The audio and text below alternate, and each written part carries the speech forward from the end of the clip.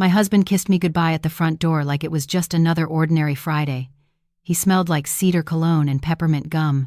His jacket was already zipped, his overnight bag already by his foot, and his phone already in his hand, thumb hovering the way it always did when he wanted to look busy, needed to look needed. "Mom's not doing good," Marcus said, voice low. "Fayetteville's calling. I'll be back as soon as I can." I nodded the way wives nod when they've learned that concern is supposed to be quiet. I wrapped my arms around him, felt the cold of his jacket press into my cheek, and told him to drive safe. He touched my forehead with his lips, soft and practiced. Then he walked down the steps of our townhouse in National Harbor like the night was waiting on him. The kind of neighborhood that glows after sunset, string lights along the waterfront, restaurant windows filled with laughter, the Potomac moving slow and black in the distance like it's holding secrets. The air had that late fall bite to it, sharp enough to make you pull your collar up, clean enough to make you believe the world could be honest. I stood there until his taillights disappeared and the street went quiet again. I didn't know that was the last normal moment I would have for a long time. Because 2 hours later, I called him to check in, and my marriage ended in the space between a dial tone and a silence that never came. The phone rang once, twice. Then he answered, breathy like head been rushing. "Hey, babe," Marcus said. "Hey," I said, keeping my voice gentle. "You okay? How's your mom?" There was a pause. Not the kind where someone thinks, the kind where someone is listening for who else is nearby. "Yeah," he said quickly. "I'm fine. I just got here. She's resting." I could hear something in the background. Not a hospital, not a TV, something softer. A faint clink like ice in a glass, a low murmur that didn't sound like a sick room. But I told myself not to overthink. That's what you do when you love somebody. You make excuses before you make accusations. "You want me to call her?" I asked. "Or would that disturb her?" "No," he said, too fast. "No, it's late. I'll tell her you called." I could hear him shifting, like he was moving into another room. Then I heard it. A woman's laugh. Not loud, not dramatic. Just a small, familiar laugh that slid into my ear like a thin blade. And I swear to you, my hands went cold before my mind could even catch up. Marcus must have thought head ended the call, because his voice changed. The softness fell away. The husband voice disappeared, and what came through next was something rawer, uglier. "Just wait," he said, and he wasn't talking to me anymore. "Soon as that check clears, I'm out." My breath hitched. I stared at the kitchen window like it could explain what I was hearing. A second voice answered him. A woman's voice. And it wasn't a stranger. It was Kendra. Kendra Miles, my best friend. The woman who'd held my hand at my wedding. The woman who had cried with me when I told her Marcus was the one.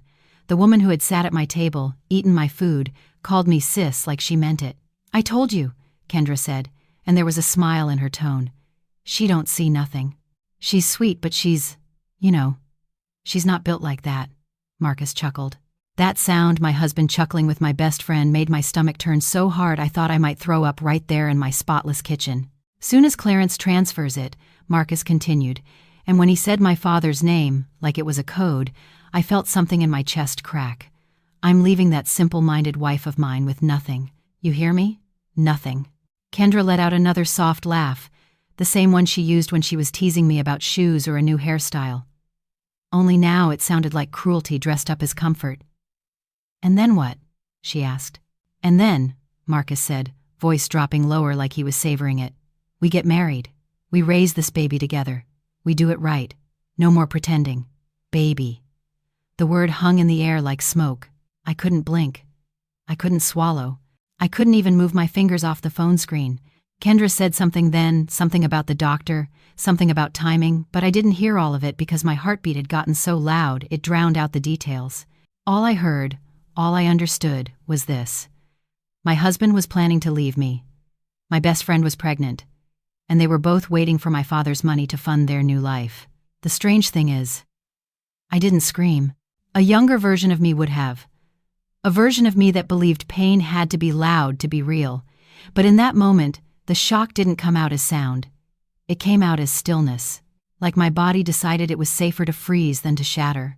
I stood there, staring at the granite countertop, staring at the reflection of myself in the dark window, my face pale, my eyes wide, my lips parted like I was waiting for oxygen. The phone was still pressed to my ear, and the voices kept talking, casual as Sunday. They discussed me like I wasn't a person, like I was a suitcase they planned to toss at the curb. And while they talked, my thumb moved on its own. I didn't know I was doing it until I saw the red circle pop up. Record. I recorded every word. Not because I was thinking clearly. Not because I was brave. Because somewhere inside my shock, there was a thin thread of instinct that whispered, if you cry now, you'll cry later. If you fight now, you'll lose. But if you listen, you'll win. Marcus said, she thinks that house is ours. She thinks everything we got, we built together. Kendra snorted. She thinks a lot. They laughed again. And that laugh did something to me. It didn't just hurt. It rearranged me. It turned my love into something sharper. It turned my heartbreak into focus.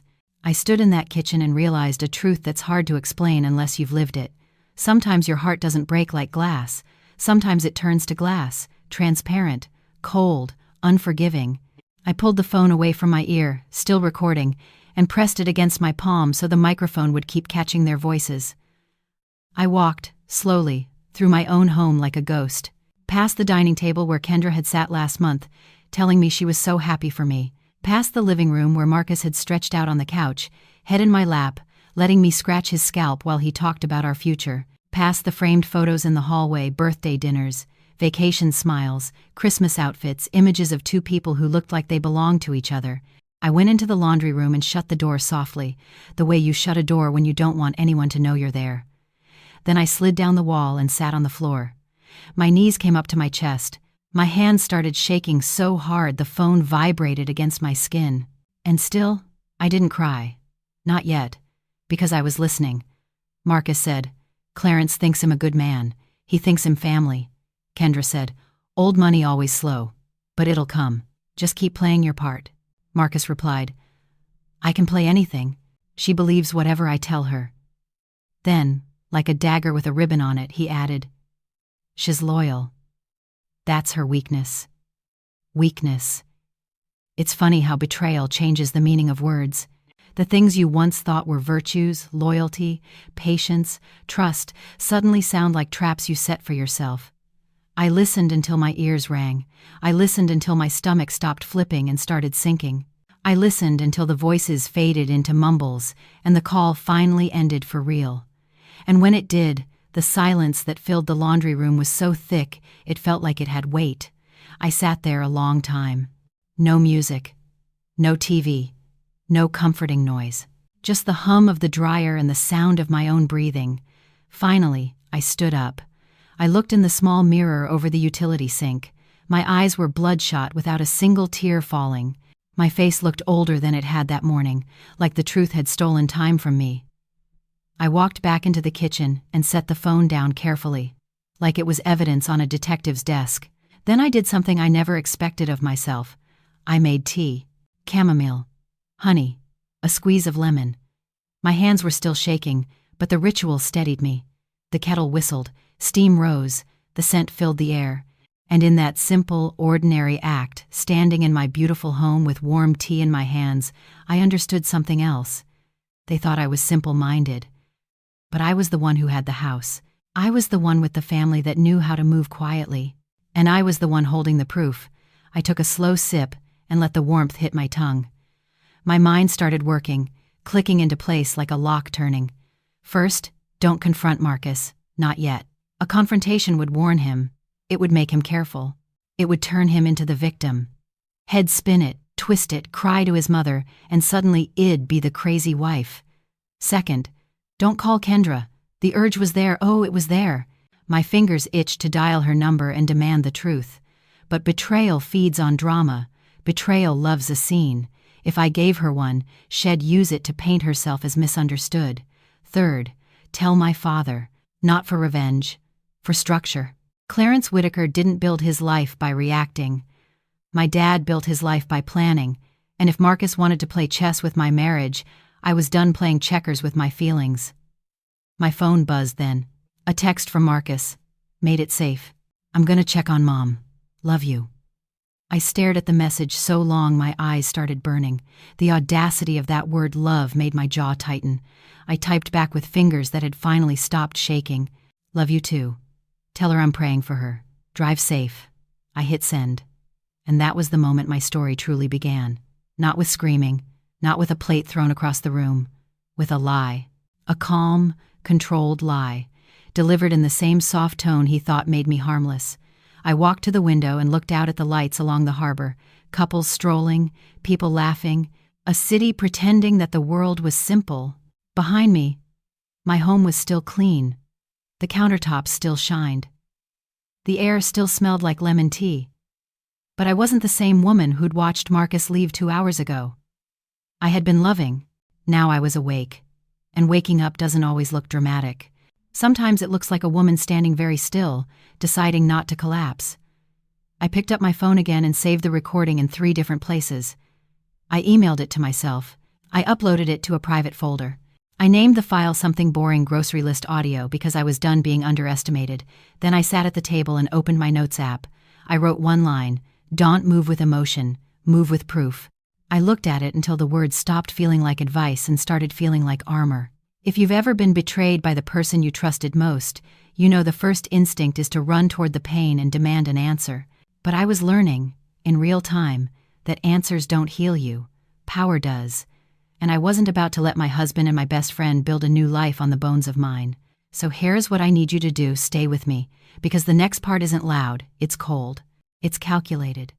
And it's the kind of twist that makes you realize some storms don't announce themselves with thunder. They come in through a phone line you forgot could stay open. Don't rush off the screen yet, because the most dramatic part is still ahead. If you're watching right now, hit that like button so this story can reach more people. And drop a comment telling me what time it is where you are and what city you're listening from. I didn't sleep that night. Not because I was pacing the floor or crying into a pillow the way movies try to convince you heartbreak looks. I didn't do any of that. I slept the way a house sleeps after a break-in lights off, doors locked, but every little sound suddenly has a meaning. The ice maker clicked at 1:12 a.m., and my eyes opened like someone had called my name. The heat kicked on at 2:47 and I sat up, listening to the vents like they were whispering. At 4:03, a car door slammed somewhere down on the street, and I held my breath until the echo disappeared. My phone stayed face down on the nightstand, like it had become something dangerous. Because it had, and while the dark pressed in around me, my mind kept sliding backward back into the version of my life that had felt safe. The version of me that had believed I knew the people closest to me. The version of me that would have laughed if someone told her that one ordinary phone call could blow the roof off everything. That's the thing about betrayal. It doesn't just change what you know, it changes what you remember. You start replaying old moments and hearing different music underneath them. You start spotting the pauses, the little glances, the way certain jokes landed too sharp. You start realizing how many times you explained away a red flag because it was easier than admitting you might be wrong about someone you loved. So let me take you back. Not because the past excuses what happened, but because the past explains why it hurt the way it did. My name is Nia Whitaker. I'm 32 years old, born and raised on the East Coast, the kind of woman who always had a plan and a backup plan, even when I pretended I was just going with the flow. I work in project management deadlines, budgets, people who smile at you in meetings and then try to cut your legs out from under you in an email chain. I learned early that you don't survive that kind of world by being loud. You survive by being precise. National Harbor became home because it matched what I wanted my life to feel like. Clean lines, water views, movement without chaos. On Friday evenings, you can watch couples stroll along the promenade with shopping bags and a little too much perfume, like they're performing happiness for the city lights. You can hear music drift out of the restaurants and smell seafood and sugar and expensive cologne. The Potomac sits there in the distance, dark and steady, like it's been watching human behavior long enough to stop being surprised. That's where Marcus and I lived. Where I believed we were building something. I met Marcus Mark Hollis at a charity mixer downtown, one of those glossy events where the wine is decent, the conversation is rehearsed, and everyone's name comes with a title. My father, Clarence Whitaker, had invited me last minute. He didn't say much, just that he had a table and he wanted me there. When my dad invites you somewhere, he's not asking. He's giving you an opening. Clarence isn't the kind of man who announces power. He wears it like a well-tailored coat, quiet, heavy, and undeniable. People lower their voices when he enters a room, not out of fear exactly, but out of instinct. He built a career in D.C. The way you build a fortress, brick by brick, with patience. I used to think that kind of composure came from never being hurt. Now I know it often comes from being hurt and learning not to bleed in public. That night at the mixer, Marcus stood out because he didn't try too hard. He wasn't one of those men who talks like he's delivering a speech. He was charming in a way that felt casual, like he had nothing to prove. He approached me with a drink in his hand and a smile that looked easy. "You look like you'd rather be anywhere else," he said. I laughed because it was true, and just like that, we slipped into conversation like we'd been doing it for years. Marcus told me he worked in operations management, good at fixing systems, good at smoothing problems over. He said he'd grown up in North Carolina, that his mother, Laverne, had raised him to be a man in the strict, old-school way that makes some men proud and other men brittle. I asked him what he meant by brittle, and he shrugged like he didn't know he was revealing something. "Some folks always feel like the world owes them," he said. "Eyes on mine. I don't want to be that." Back then, I believed him. Or maybe I believed the version of him he showed me. When you meet someone who feels like they see you, it's hard to imagine they might also be studying you. Marcus had this way of asking questions that made you open up without noticing. He wanted to know my routines, my family, what I valued, what scared me. He remembered small things, the way I took my coffee, the fact I hated driving in Georgetown, the way I softened when I talked about my mom, who passed when I was younger. He was present.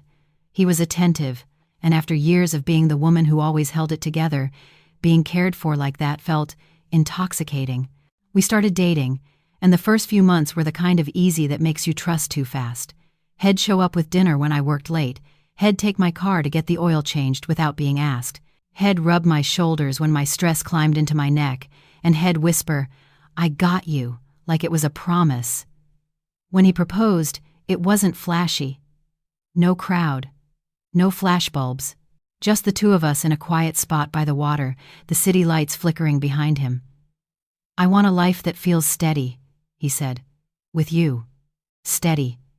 That word hit me hard, because steady was what I craved. I said yes.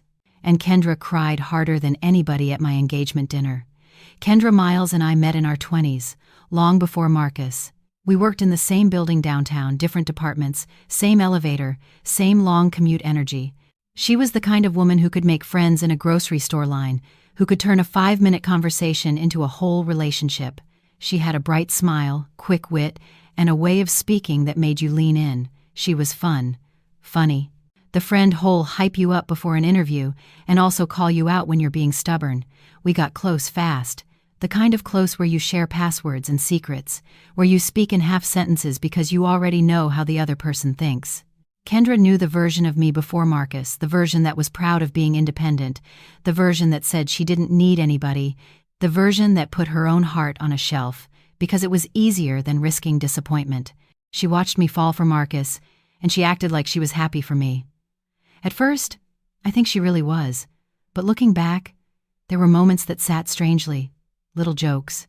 "Oh, look at you," she'd say, laughing, eyes sliding over my dress or my nails. "Miss, I don't need a man, got herself a whole husband now." Or, "Must be nice," said with a smile that almost but not quite reached her eyes. Sometimes she'd ask questions that felt too detailed. "So how much does Mark make? Really?" She'd say like it was casual. Or, "Your dad got you set up with a trust or something?" I know those old money families be doing that. I'd laugh it off because Kendra always laughed it off. She was just being nosy, just being playful. And because I loved her, I never wanted to believe the questions were something else. When Marcus met Kendra, he charmed her immediately. He called her family within weeks. He'd bring her food when she came over, ask about her day, remember little facts about her life the way he did with mine. It felt like a blessing, my husband and my best friend getting along. I didn't know it could also be a doorway. Then there was Laverne. Marcus' mother was a presence long before she ever set foot in our home. She'd call him daily, sometimes twice, always with some problem that needed his attention. She didn't ask. She announced, "My blood pressure acting up. The neighbor's dog been barking. I don't like the way that lady at church looked at me." Marcus would sigh, roll his eyes, and then jump like a puppet. And I would tell myself that was loyalty. Laverne finally visited us after we moved into the townhouse at National Harbor. She walked in like she was inspecting a property, eyes sharp, mouth tight, hand on her purse strap like she expected someone to steal from her. She hugged Marcus so long I felt like I was watching something private. Then she looked at me and smiled. It was a smile you could frame on a wall, perfect on the surface, cold underneath. "Nia," she said, drawing my name out slowly. "You're pretty. Not nice to meet you. Not thank you for having me. Just, you're pretty." Like that was what mattered. She complimented the house, but her compliments came with questions. "How much you pay for this? Y'all own or rent? What Clarence do again? He always been doing good like that?" Marcus would glance at me when she asked those things, like he wanted me to answer. Like he didn't want to look greedy in front of her, but he also didn't want her to think he didn't know. It'd keep it light. It'd smile. It'd redirect, because I was trying to keep the peace. Laverne, though, didn't want peace. She wanted position. She wanted to know where she stood. And sometimes, when she thought I wasn't listening, she'd say things to Marcus in that soft southern tone that sounds sweet until you catch the poison. "Don't let nobody play you, baby. Make sure what's yours is yours. Love is nice, but money is real." Marcus would laugh and kiss her cheek like she was harmless, but I saw the way his jaw tightened after those calls. I saw the way he stared out the window sometimes like he was measuring his life against something invisible, and even then, before I had proof, there were moments when I felt him pulling slightly away, like a tide shifting. The first year of our marriage was good. Not perfect, nothing is but good. We hosted dinners, we went on trips, we planned, we talked about kids one day, in that vague way people do when they want the idea but aren't ready for the reality. Then the second year came with more late nights and more stress. Marcus started complaining about work, about being overlooked, about how other people got opportunities handed to them. He never said my name when he talked like that, but sometimes it felt like he didn't have to. He'd watch me leave for meetings and say, "Must be nice to have your dad connected like that." It'd remind him that I worked hard, that my dad didn't hand me everything, that I earned my place. Marcus would smile and say, "I know, babe," but his eyes would drift away. And Kendra started showing up more. She'd come by on weeknights, saying she didn't want to be alone. She'd sit on my couch, feet tucked under her, and talk about how dating was trash, how men were trash, how she was tired of being overlooked. Marcus would sit with us sometimes, listening, offering opinions. At first it felt normal, then it started feeling intimate. Not in a physical way, not yet, in a way that made me feel like I was watching two people build a private language inside my living room. Kendra would laugh at Marcus' jokes a beat too long. Marcus would look at her when he made certain comments, like he wanted her reaction more than mine, and I didn't want to be the kind of woman who saw threats everywhere. So I ignored it. That's another thing betrayal does. It makes you embarrassed about your own kindness. It makes you look back at your younger self and want to shake her. But at the time, I was trying to be mature, trusting, secure. I told myself, they're just close. It's fine. Kendra is my sister. Marcus is my husband. I told myself that right up until the night of the phone call. And now, lying in bed with my eyes open and my heart cold, all those old moments lined up like dominoes. Kendra's questions about money. Marcus' comments about opportunity. Laverna's obsession with what's yours. The way Marcus' attention had started drifting like a man looking for an exit. It all had a shape now, and the shape was ugly. By sunrise, the sky over National Harbor was a dull gray. The water looked like steel, the kind of morning that doesn't comfort you, it challenges you. I got up, showered, dressed, and moved through my routine like I was wearing someone else's life. I made my bed so tight it looked untouched. I wiped down a countertop that didn't need wiping. I tied my hair back with steady hands. Because I knew one thing for sure. If Marcus and Kendra thought I was sweet and simple-minded, then my best weapon wasn't anger. It was calm. I made coffee and sat at the kitchen table with my phone and a notebook. I listened to the recording again, once, all the way through. It hurt worse the second time because shock had worn off and clarity had moved in. Then I started writing. Not feelings, facts, time of call, words said, names mentioned. Check. Clarence, baby. Leaving me with nothing. I wrote until the page looked like a case file. Then I opened my contacts and hovered over my father's name, Clarence Whitaker. The man who taught me that dignity isn't just how you hold your head, it's how you handle your business. I didn't call him right away. Not because I was doubting myself, because I was deciding the order of operations, because the next steps mattered, and because once I told my father, the quiet part of my life would be over. I took a deep breath, stared out at the gray water, and finally tapped his name.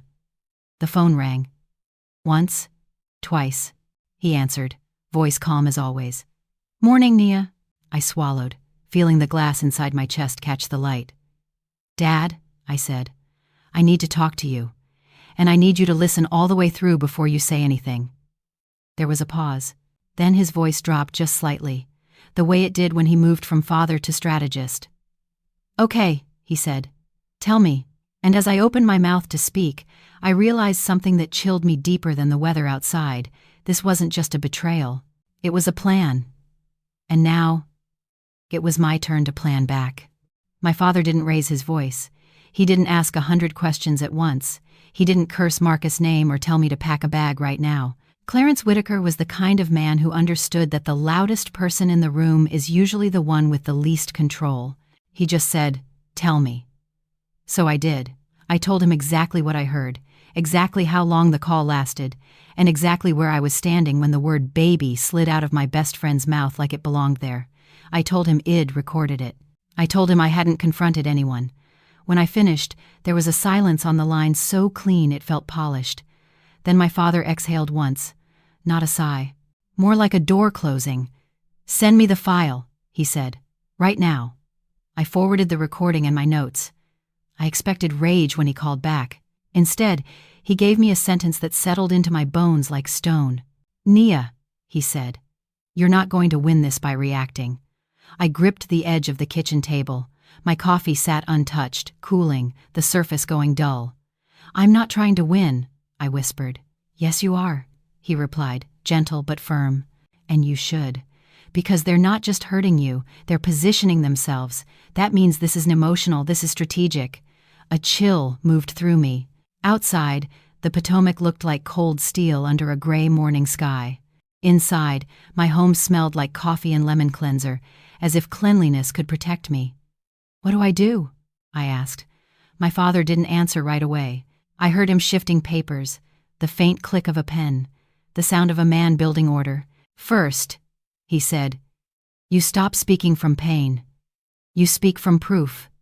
"I have proof." "You have one recording," he corrected. "Not unkind." "That's a start. Now you build a timeline. You gather anything that shows intent. Messages, receipts, dates, travel. You don't tip your hand. You don't give them time to adjust their story." My throat tightened. "So I just pretend?" "For now," he said. "You don't have to be warm. You just have to be believable." I stared at my reflection in the dark kitchen window. My face looked calm, but my eyes didn't. My eyes looked like someone had pulled the curtains back on a life I hadn't been seeing. "What about Kendra?" I asked, and saying her name out loud made it worse, like I was admitting she was real. My father's voice cooled another degree. "You treat her like any other witness," he said. "You let her talk, and you listen." A part of me wanted to argue. Kendra wasn't a witness. She was a knife in my back, but I understood what he meant. Knives leave fingerprints. "Okay," I said. "And Nia," he added, "this matters, make copies of everything. Put it somewhere Marcus can't access. Today." I hung up and sat there for a long moment, listening to the quiet in my house. The quiet felt different now. It felt staged. Like everything in this place, every smooth surface, every candle Id lit for cozy nights, every framed photo of us smiling had been part of a set built for a show I didn't know I was starring in. I stood up and moved. Not fast, not frantic, just deliberate. I created a new email folder. I uploaded the recording. I changed passwords. I turned on two-factor authentication for every account that mattered. I backed up screenshots to a private cloud folder and named it something boring. Holiday recipes. Then I started building my timeline. It was ugly work, because when you're in love, you don't track people like they're suspects. But when you've been betrayed, your memories become evidence, and you start noticing patterns you once called coincidence. I pulled up our cell phone bill. I searched Marcus' number for the last 6 months. There were calls I recognized and calls I didn't, long ones, late ones, frequent ones. I compared them to my calendar, business trips, happy hours, guys' nights, meetings that ran late, and there, tucked between normal life, was a second life. I checked our bank statements next, small charges that didn't belong to us, 2 coffees instead of 1, a restaurant in D.C. I'd never been to with him. A boutique purchase that wasn't my style and sure wasn't his. My stomach tightened as if my body was trying to protect me from the truth with a physical barrier. I set my phone down and stared at the wall for a moment. Then I kept going. Because clarity hurts, but confusion kills. Around noon, my phone buzzed again. Marcus. I watched the screen like it was a snake. I answered on the second ring and let my voice soften the way it had for years. Hey, babe. Hey, he said, and there was a brightness in his tone I didn't trust anymore. You okay? You sound tired. I almost laughed. You kept me up a little, I said lightly. I was worried about your mom. He paused. A fraction too long. She's okay, he said. It's stressful. I get it, I murmured. Tell her I love her. Another pause. Then, as if remembering his role, he added, she appreciates that. Listen, I might be down here a couple days. My pulse thudded once, hard. A couple days? I echoed, careful. Yeah, he said, casual. You know how Mom is. She wants me here. He wanted distance, time, space to move. I kept my voice steady. Of course. Do what you need to do. Thanks, he said, and I heard something like relief. He thought I was still the woman who would wait politely while he dismantled my life behind my back. Hey, he continued, shifting into what I now recognized as manipulation's soft concern with a hook underneath. You talked to your dad lately? My fingers tightened around the phone. Not since last week, I lied. Oh, Marcus said too quickly. Okay, just he still good? Hez fine, I said. Why? No reason, he replied, and the words didn't match the intent. Just checking. Hez, he's been talking about some big stuff lately, right? Investments? Trust things. There it was. The money, the check, the dream they were feeding on. I let a small, warm laugh slip out. The kind of laugh I used when he asked questions I thought were silly. You know how my dad is, I said. Always working on something. Yeah, he agreed, and I could practically hear him leaning closer to his own phone. Well, if anything changes, you let me know, all right? We're a team. Team. I tasted the word like it was spoiled. I said. Always. After we hung up, I stood in my kitchen and let the quiet return. It was strange how quickly my body adapted to betrayal. The first time I heard their voices, it'd been frozen. Now, I was functioning. Like something in me had switched from heartbreak to survival. By the afternoon, the gray sky had brightened just a little, but the air outside stayed cold. Hello, I'm delighted to assist you with our voice services. Choose a voice that resonates with you, and let's begin our creative audio journey together. I put my phone back in my pocket and kept walking, my steps slow, my breath visible in the cold. Tomorrow, I'd see her face while I held the truth in my mouth. That night, I didn't pour wine. I didn't put on music. I didn't let my mind wander into the soft parts of memory.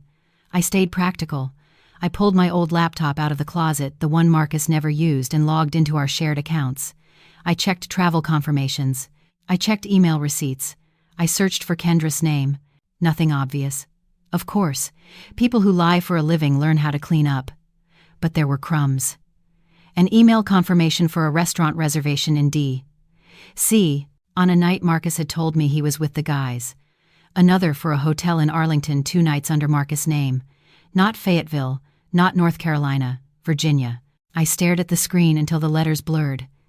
Then I took screenshots and saved them. When you're betrayed, you start collecting proof the way you used to collect memories.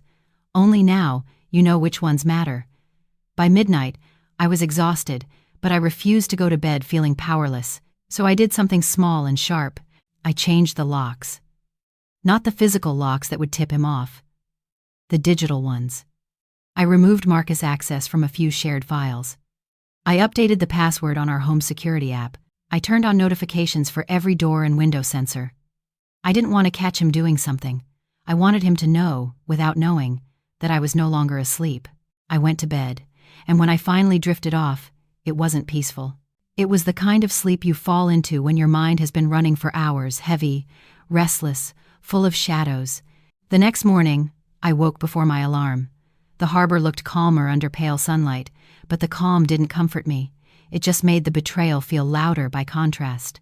I dressed carefully, simple jeans, a warm sweater, small hoops, nothing dramatic. Nothing that looked like I was showing up to a confrontation. I was going to brunch with my best friend. I was going to sit across from the woman who had laughed about leaving me with nothing, and I was going to smile. The restaurant was busy when I arrived. Families, couples, older folks reading newspapers, the kind of brunch crowd that loves a routine. I chose a table near the window. I ordered tea. I kept my phone face down but ready. At 11:06, Kendra walked in. And my body noticed before my mind did. Something about her gait was different, slower, more careful. She wore a long coat that hung open, and as she moved, I saw the faint curve beneath her sweater. It wasn't huge. It wasn't obvious to strangers. But I knew her. I knew her posture, her habits, her body language. And I watched her hand drift, almost unconsciously, toward her lower belly, like she was protecting a secret. Then she looked up and saw me. Her smile was bright, too bright. "Nia," she sang, sliding into the seat like nothing had changed. "Girl, you look good." I smiled back, gentle. "So do you. You been okay?" She nodded fast. "Yeah. Just tired, you know. Work, life." I hummed, the sound neutral. Our server came. Kendra ordered water with lemon. No mimosa, no cocktail, and it wasn't the drink choice that confirmed it. It was the way her eyes flicked to mine when she ordered, like she was checking whether I noticed. I sipped my tea and let the silence stretch just enough to make her fill it. "So," Kendra said, leaning in, voice dropping to that best friend tone, intimate and warm. "How's Mark? He went to see his mom, right?" I tilted my head. "Yeah, Fayetteville." Kendra's smile twitched, just barely, like a muscle had misfired. "Oh," she said. "Right, Fayetteville. How's she doing?" I shrugged. "He says she's resting." Kendra nodded too much. "Good, good." I watched her carefully.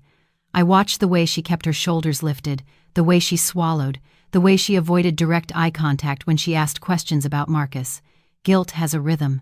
People think they can hide it, but it leaks in the spaces between words. She reached for the menu, but she didn't read it. She just held it, like a prop. "Girl," she said, forcing a laugh, "I'm just glad y'all good. I've been seeing so much mess online. Marriages falling apart left and right." I lowered my cup. "Yeah," I said softly, "it's scary." She exhaled, like Shed expected me to say something else.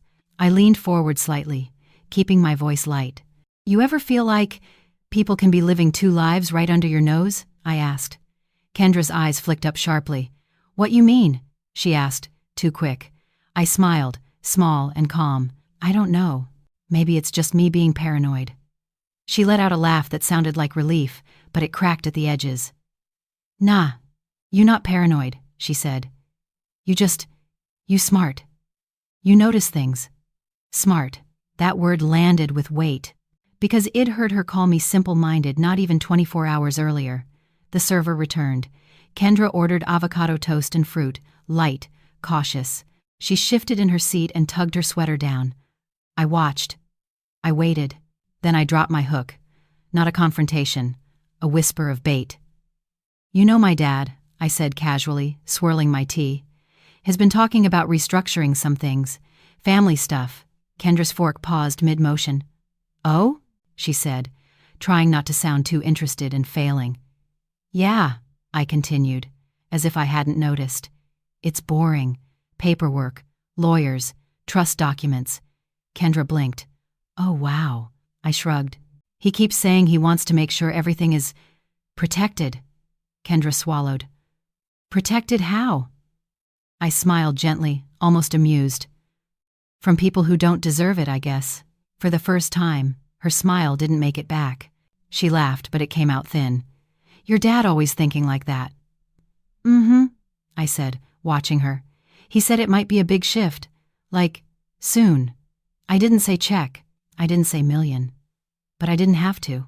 Kendra's eyes went distant for half a second, like she was doing math in her head. Then she leaned back and forced her tone casual again. That's good, she said. You deserve security. Security. That was what she wanted. Not friendship. Not love. Security. I let the conversation drift to safer topics: work, gossip, a new restaurant, a show she'd been watching. I laughed at the right moments. I nodded in the right places. All while my mind tracked every twitch of her hands, every shift of her eyes, every pause before a lie. Halfway through brunch, she excused herself to the restroom. When she stood, I saw it more clearly: her belly, just beginning to round. Her coat swung forward as if to hide it, and when she turned back toward the table, she caught me looking. Her eyes widened a fraction. Then she smiled too fast. "Girl, I'll be right back," she said brightly. I smiled back. "Take your time." She walked away, and I sat there in the soft clatter of the restaurant, feeling the strangest calm settle over me. It wasn't numbness anymore. It was certainty. When she returned, she seemed even more talkative, like she needed to fill the air so nothing sharp could slip through. And I let her, because people always reveal themselves when they think you're not holding a knife. When we finally hugged goodbye outside, her arms were stiff. "Love you," she said, and her voice wobbled. I hugged her just long enough to feel her body tense. "Love you too," I replied, sweet as sugar. Then I watched her walk away, and I knew my next move. That afternoon, Marcus called again. This time he sounded agitated, like he'd been chewing on something. "Hey," he said, skipping the softness. "You been out?" "Just brunch with Kendra," I said easily. He paused. "Yeah?" he asked, and I could hear the thin edge of suspicion. I said. "Why?" "No reason," he replied, but the air behind his words shifted. "She say anything?" I stared out the window at the water. "No," I said. "Why would she?" Another pause. Then he forced a laugh. "I don't know. Just, y'all be talking." I let a small laugh out too. "We talk about everything except you, if that's what you're worried about." He chuckled, and it sounded wrong. "All right," he said. "Listen, I might need you to do something for me." There it was. The ask. "What's up?" I said, voice steady. He lowered his voice, like he didn't want the walls hearing. "Mom's got some bills," he said. "Medical stuff.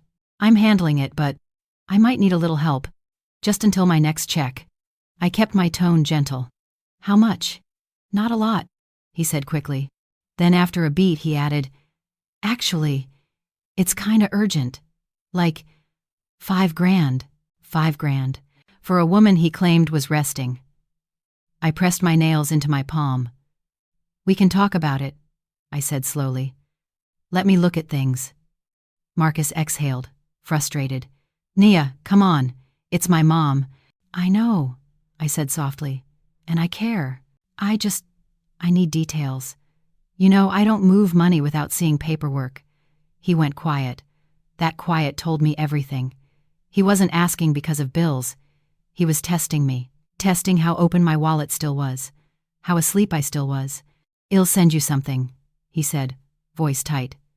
"Please do," I replied. "Sweet. I want to help the right way."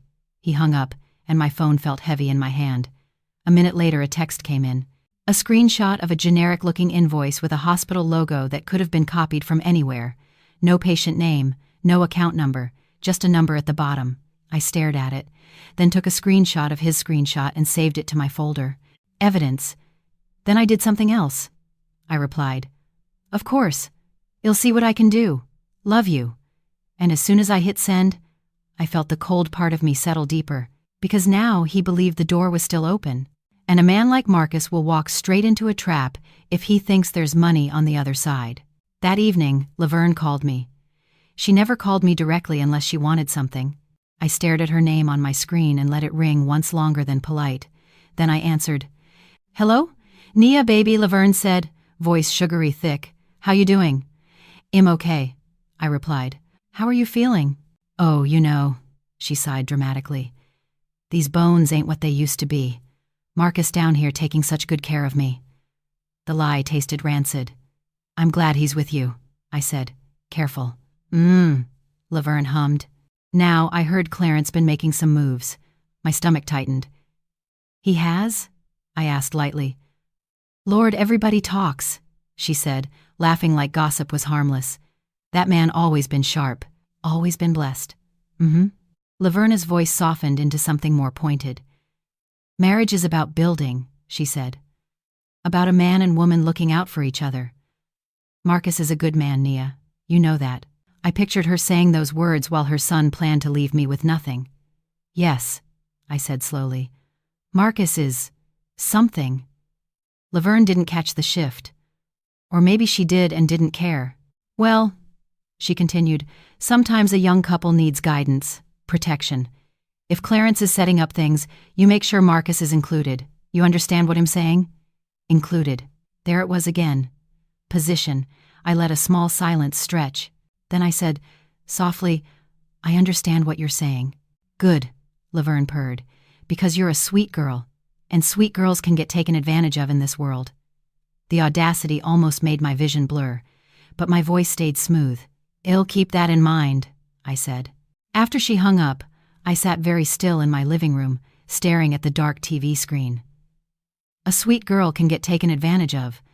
They all thought the same thing, that I was kind, therefore weak, that I was calm, therefore clueless, that I loved, therefore controllable. And maybe I had been, but I wasn't anymore. That night, I did not go to bed early. I left the lights low, the house quiet, and I waited. Around 1:20 a.m., my security app pinged. Front door, unlocked. My heart didn't race the way it would have yesterday. It slowed, like it was making room for focus. A moment later, the door opened and closed. Footsteps, not heavy, careful, familiar. Marcus was home. Not Fayetteville, not taking care of his mom. Home. I stayed upstairs, lights off, standing in the hallway where the shadows were thickest. I didn't want him to know I was awake. I listened. His footsteps moved through the first floor, slow. A pause by the kitchen, a soft sound like a drawer opening, then another. The living room, the office nook. It was the sound of a man searching for something he believed belonged to him. My pulse thudded once. I held my breath and watched the staircase like it was a mouth. He didn't come up. He stayed downstairs, moving quietly, letting the dark cover him. My phone buzzed in my hand as the security app logged movement. Back door sensor, cabinet, office door. I took screenshots of every notification. Then, after about 10 minutes, the house went still. I heard the front door open again, close. Then, nothing. He had come into my home like a thief. And he left without waking me because he didn't know I was awake. I stood there in the dark, feeling the cold spread through me until it wasn't fear anymore. It was resolve, because now the betrayal wasn't just emotional, it was physical. He wasn't just leaving me. He was trying to erase me. And if he was bold enough to come into my house at night and search, then the next part was going to get ugly. I walked back into my bedroom, closed the door, and finally let myself exhale. I opened my notes app and wrote one more line under the first. He came back. Hes looking. That means Hes desperate. Then I stared at the words until they became clear. Desperate people make mistakes. And I was done being the woman who missed them. By morning, I already knew what I was going to do next. I was going to let Marcus believe the money was close. I was going to let Kendra believe the door was opening. I was going to let Laverne believe she could steer my marriage like a car she didn't own. And then when they stepped forward to take what they thought they'd earned, I was going to show them the difference between a sweet woman and a woman who has finally woken up. Because the truth is, I didn't need to scream. I just needed to set the room temperature to cold and wait for them to start shivering. By morning, the sky over National Harbor looked washed out pale, almost innocent, the kind of morning that tries to convince you nothing bad ever happens in nice places. I stood at my kitchen sink with my hands under hot water, letting the heat sting my skin just to prove I could still feel something. My phone sat on the counter beside me, open to the security app log from the night before. Front door. Unlocked. Motion. Living room. Office nook. Movement detected. Front door. Locked.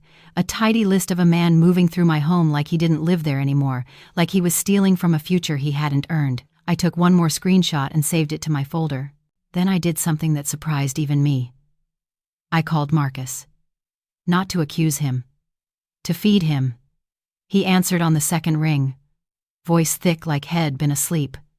Or pretending. "Hey, babe," he said. "Hey," I replied, soft. I couldn't sleep. I kept thinking about your mom. A pause. Small. Calculated. "Yeah," he said. "It's been rough." I leaned my hip against the counter and looked out at the water. "I was thinking," I continued, like it was a casual thought it'd been carrying around. "My dad mentioned he might be finalizing that family restructuring sooner than we thought." Marcus went quiet. Not sleepy quiet. Hungry quiet. "Oh?" he said, and he tried to make it sound neutral, but the word came out too sharp at the edges. "Mm-hmm," I murmured. He said it's not a lot of conversation. Just signing and making sure everything is protected. I let the word protected linger, the same way I'd let it linger with Kendra. Marcus cleared his throat. "When is sooner?" I gave him the kind of gentle laugh a wife gives her husband when she thinks he's being impatient. "I don't know," I said. "But he asked if you could come by his office in D.C. later this week, just to talk. You know how he likes to look people in the eye." The line went so silent I could hear Marcus breathing. My heart didn't race. It steadied, because I could feel it, his mind taking the bait, his confidence inflating. "Yeah," he said quickly. "Yeah, I can do that. Of course, just tell me when." "I will," I promised, and my voice sounded warm enough to fool anyone who didn't know my chest had turned to glass. "Drive safe down there, okay?" A beat. "Always," he said. When we hung up, I stood very still. My hands were dry now. The kitchen was quiet. The calm felt staged, like everything was holding its breath with me. I didn't call Kendra next. I waited, because people in motion reveal themselves. And sure enough, 2 hours later, my phone buzzed. A text from Kendra. "Hey sis, random question. Your dad really changing stuff with the trust?" I stared at the message until the letters stopped looking like words and started looking like intent. "Random question. Nothing about betrayal is random." I typed back slowly. "Has handling paperwork. It's boring. Why?" 3 dots appeared immediately. Then her reply came. "No reason.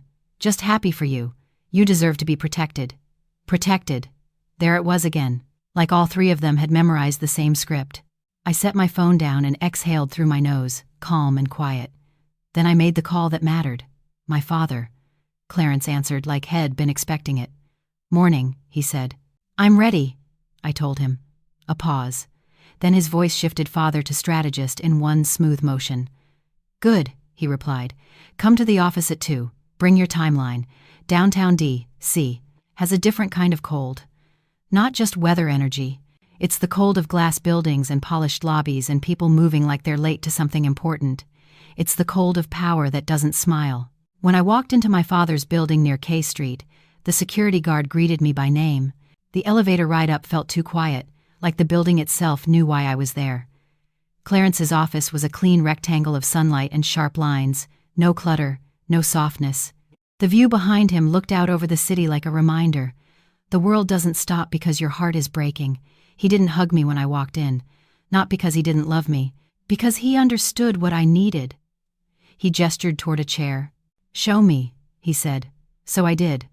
I laid out everything, screenshots, call logs, the hotel confirmation in Arlington, the fake medical invoice Marcus sent, Kendra's text asking about the trust, and the security log from the night Marcus slipped into the house.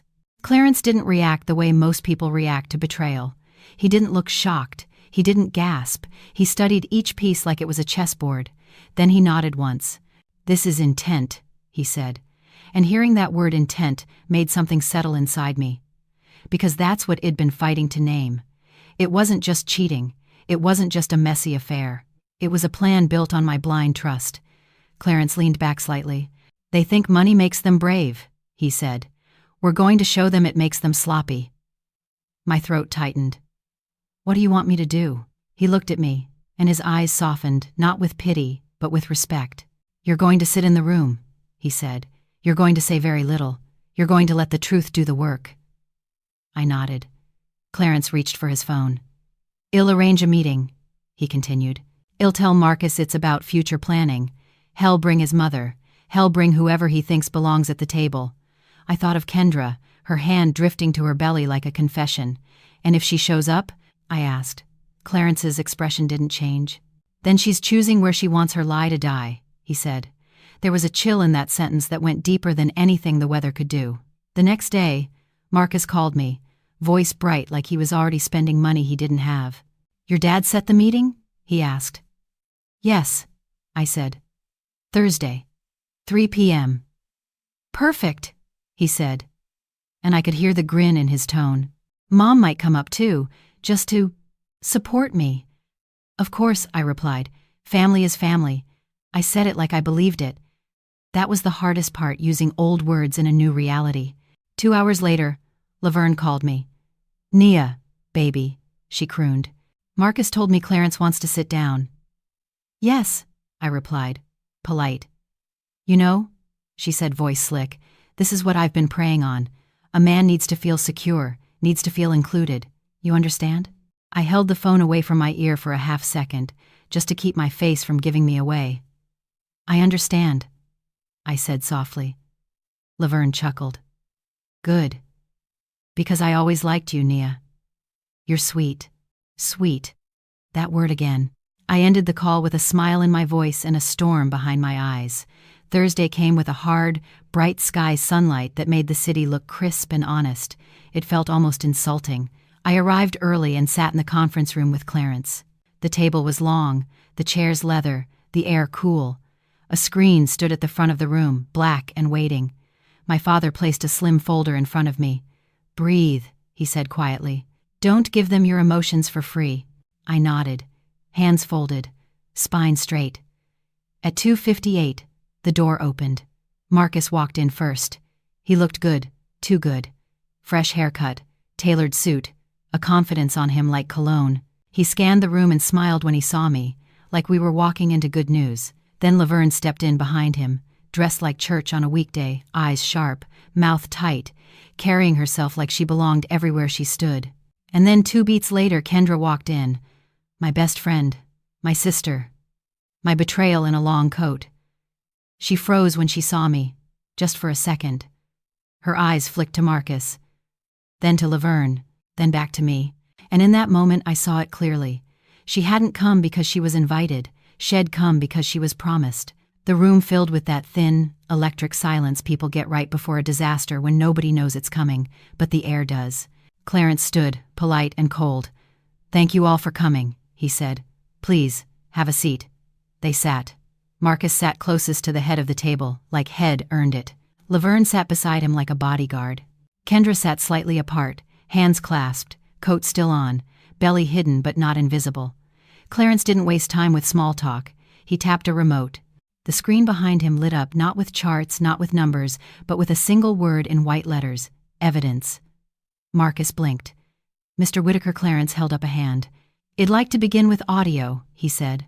And before anyone could object, he pressed play. Marcus' voice filled the room. Just wait. Soon as that check clears, I'm out.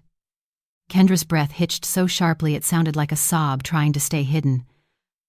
Marcus' face drained in real time, as if someone had opened a valve. Then Kendra's voice came through the speakers, soft and familiar and cruel. She don't see nothing. Laverna's eyes widened, then narrowed, then darted to Marcus like she wanted to snatch his words back into his mouth. And then the line that cracked the room open. I'm leaving that simple-minded wife of mine with nothing. Silence followed the recording like a heavy blanket dropping. For 1 second, nobody moved. Not Marcus. Not Laverne. Not Kendra. The truth doesn't always explode. Sometimes it simply arrives and everything else stops. Clarence turned the screen off and looked at them with the calm of a man who doesn't bluff. That, he said evenly, is not a misunderstanding. That is intent. Marcus opened his mouth. Closed it. Tried again. Nia, he started, turning toward me, eyes wide, desperate, reaching for the old version of me like a lifeline. I didn't give it to him. I tilted my head slightly and spoke in a voice so quiet it made them lean in. If I'm so simple-minded, I asked, why did you need my father's money to feel like a man? Marcus flinched like I'd slapped him. Kendra's eyes filled with tears, not of remorse, but of panic. Laverna's jaw clenched, the mask cracking right down the middle. And right then, sitting in that cold D.C., the boardroom with the city shining outside like nothing was wrong, I understood what my father had meant. Everything had a reason. The phone call, the texts, the medical bill, the midnight break-in. The way they kept saying protected like it was their right. It wasn't random. It was a blueprint. And now, in the same clean silence they'd used to plan my downfall, they were watching their own plan collapse piece by piece under the weight of the truth. For a moment, nobody spoke.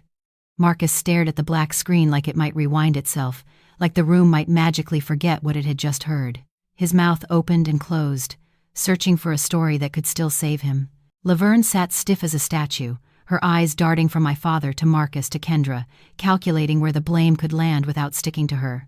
And Kendra, my best friend, kept one hand pressed lightly against her coat, right where her belly began to round, as if she could hold her secret in place with her palm.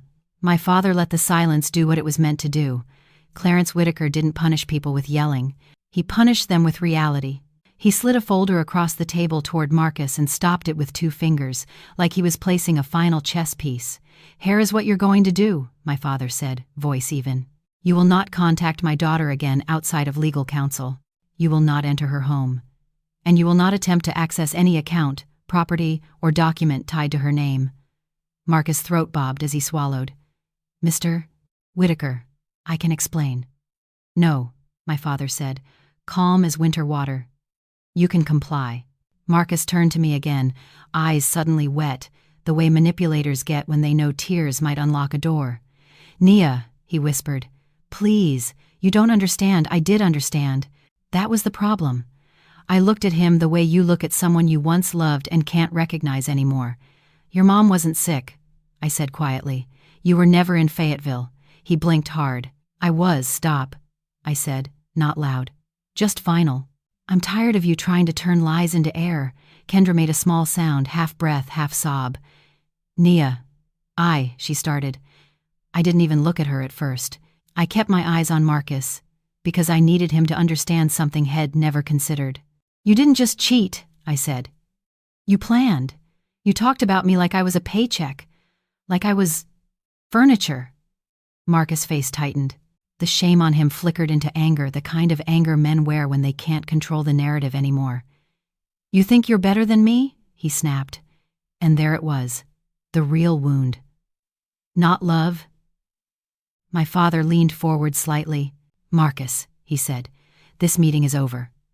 Laverne finally found her voice, sharp and trembling. "Clarence!" "Now hold on." Clarence turned his head slowly toward her, and the room cooled another 10 degrees. "Miss Hollis," he said, polite as a blade, "the only thing you need to hold on to is your son's reality. You raised him. This is what he became." Laverne's lips pressed together. Her eyes flashed hurt, humiliation, fury. Then she looked away like the truth was too bright. Kendra's tears finally spilled. She wiped them fast, like she was embarrassed to have emotions in a room built for consequences. "I never meant," she began. I turned to her then. And the strangest part was, I didn't feel the fire I expected. I didn't feel the urge to throw my pain at her. I felt something colder. I felt clarity. "You didn't mean to?" I repeated, soft. Kendra shook her head, mascara already smudging. "It just happened. He said you didn't appreciate him. He said I held up a hand." "Don't," I said. "Don't come in here and try to decorate what you did with excuses." Her shoulders shook. "I was lonely, Nia." I nodded once. "So was I." That landed. Her crying stuttered. "Because loneliness doesn't make you betray someone. It just shows you what you're willing to do when you think nobody's watching." My father stood, signaling the end. 2 security officers appeared at the door like they'd been waiting for their cue. Marcus looked around, panicked, and his voice rose. "This is crazy. You can't just—" Clarence didn't flinch. "Watch me." Marcus stood abruptly, chair scraping. For a second I thought he might lunge toward me, not to hurt me, but to take something my attention, my softness, my forgiveness. But the guard stepped forward, and Marcus stopped, his face twisted rage fighting humiliation, pride fighting defeat. Kendra stood too, slower, one hand still near her belly, her eyes locked on Marcus like she was suddenly seeing him clearly for the first time. Laverne grabbed her purse and rose with stiff dignity, as if she could walk out of shame the way you walk out of a room. They filed out in silence, and when the door shut behind them, the quiet that remained was not empty, it was clean. I let out a breath I didn't realize I'd been holding for days. My father turned to me then, and his expression softened in a way that made my throat tighten. "You did good," he said simply. I swallowed. My voice came out small. "I feel weird." Clarence nodded like he understood exactly what I meant. "Because you expected a big emotional release," he said. "But closure usually isn't loud. It's just final." I stared at the conference table, at the neat folder, at the screen that had carried my husband's cruelty through speakers like a confession. "I loved him," I whispered. "I know," my father said, "and that's why you had to do this. Love without boundaries becomes a weapon in the wrong hands." 6 months later, my life looked quieter, not lonelier, quieter. I moved differently through my townhouse. I changed the locks for real. I replaced the pictures. I donated the clothes he liked. I stopped keeping my phone on loud at night. The first time I slept through the ice maker clicking, I woke up and cried, not because I missed Marcus, but because my body finally believed I was safe. The legal part was straightforward. When you have evidence, lies don't last long in paperwork. Marcus tried to call once from a blocked number. I listened to his voicemail without shaking. "Nia," his voice said, softer now, broken around the edges. "I messed up. Please. Just talk to me." I deleted it, not out of spite, out of self-respect. Kendra sent a long message too, pages of apology and explanation and regret. I read it once, then archived it without replying. Some bridges don't need to be burned, they just need to be left behind. And here's the lesson I learned, the one I wish every woman, especially every woman who has lived long enough to know how complicated love can be, would hold close. Kindness is not weakness. Trust is not stupidity. But when the people around you start treating your love like a resource to extract, you have every right to get quiet and get smart. Because the coldest revenge isn't punishment, it's freedom. Thank you for listening all the way to the end. If you want more real-life style stories like this, stories about betrayal, resilience, and taking your power back, subscribe to the channel so you don't miss the next video coming in the days ahead. Hit like if this story kept you hooked, and drop a comment with your honest take. Was Nia too cold, or exactly right? And don't forget to tap the end screen to keep watching more stories right here on this channel.